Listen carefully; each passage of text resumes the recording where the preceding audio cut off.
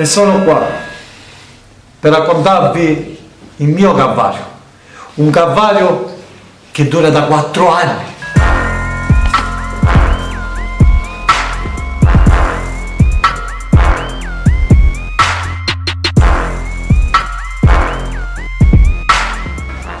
E tutto ebbe inizio che senza un motivo ci hanno tolto la casa, alla mia famiglia e a me. Queste cose non si fanno.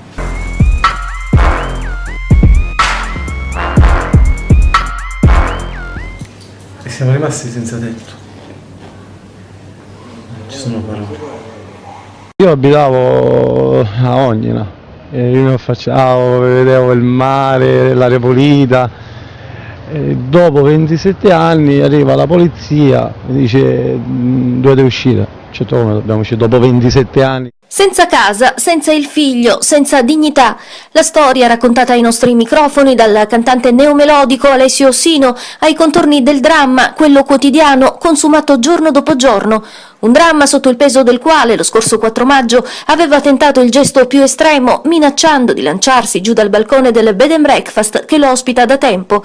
Non un'abitazione vera, non una vita vera, da quando quel giorno di 3 anni fa perse la sua di casa e con essa anche la prospettiva di un'esistenza dignitosa. Quando mi hanno tolto la casa, me ne sono andato ai servizi sociali.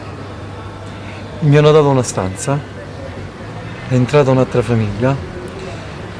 Poi c'è stata un'altra guerra e ho ceduto perché mi avevano detto che era un appartamento, invece non è vero, era un altro B&B.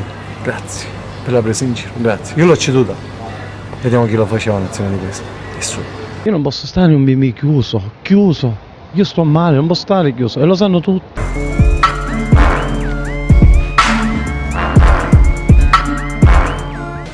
Ma ciò non mi tosse la voglia di lottare e diventai papà. Nacque mio figlio. Una situazione un po' strana che non sto a raccontarvi, fatta di emozioni belle e di momenti un po' delicati che non sto a raccontarvi. La mia vita è stata sempre sofferente. Sì, ci sono stati i miei momenti belli della mia vita, le gioie, però anche i miei dolori.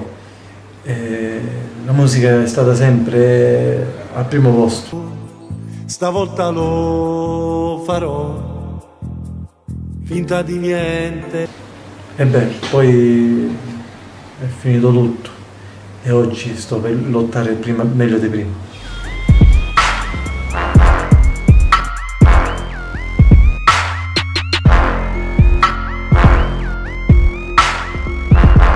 Certo non è bello alzarsi la mattina e trovarsi in un letto bianco, ma bianco e muri bianchi. Quello è l'ospedale e non è la prima volta che ci capita.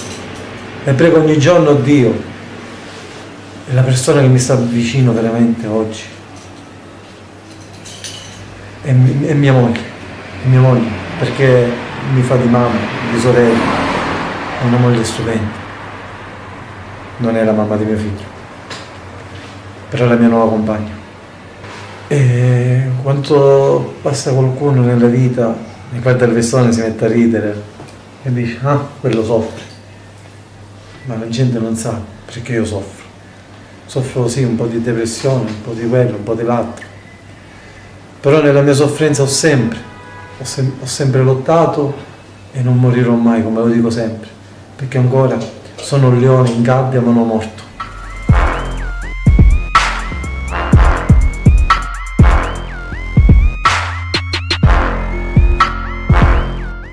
Penso che nella vita dovremmo essere tutte le persone del mondo a volerci bene, amarci, stimarci, avere un po' di dignità, essere vicini alle persone che hanno bisogno. Io nella vita sto avendo questo dolore, la depressione, la casa che ho perso, però ho fatto un gesto bello, che poi non è stato una cosa che è stata valida, perché ho ceduto un appartamento che in realtà era un altro B&B.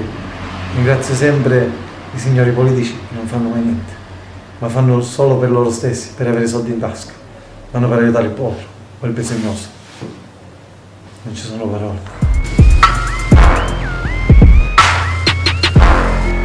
Io quando sto male, ci ho trovato in ospedale, ci sono le persone che dormono negli ospedali e l'ho fatte sempre queste cose.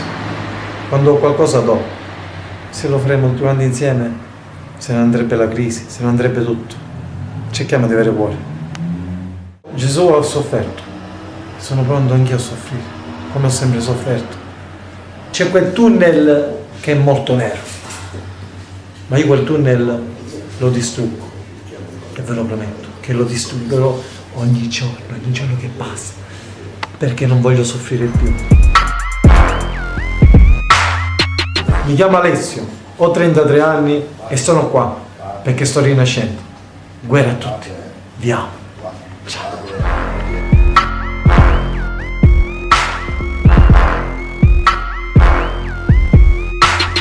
Io sono Elisa, sono in un certo senso anche io un'amica di Alessio.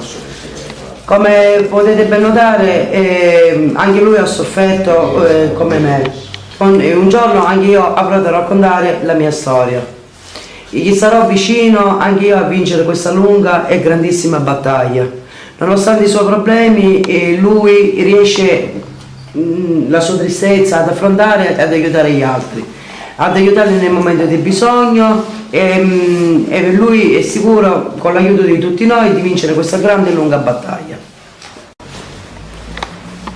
Io sono Nunzio Di Marzo e anch'io sono vicino ad Alessio, perché so cosa significa soffrire e so che c'è una mano divina e grazie a Dio noi vinceremo. Io sono Gianluca, sono un amico di Alessio, gli sto vicino e in questa battaglia noi vinceremo.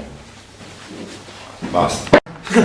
Come vedete non sono solo, e allora so cosa vi dico tutti quanti, ragazzi, vinceremo! Vinceremo!